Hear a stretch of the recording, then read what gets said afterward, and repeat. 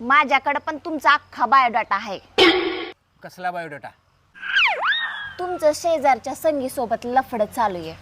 एवढंच नाही, तिच्या सासू सोबत पण लफडं चाललंय तुमचं. तुम्ही तर त्या गलीतल्या भाजीवाल्या बाईला पण नाही सोडलं, तिच्या सोबत पण तुमचं लफडं चाललंय.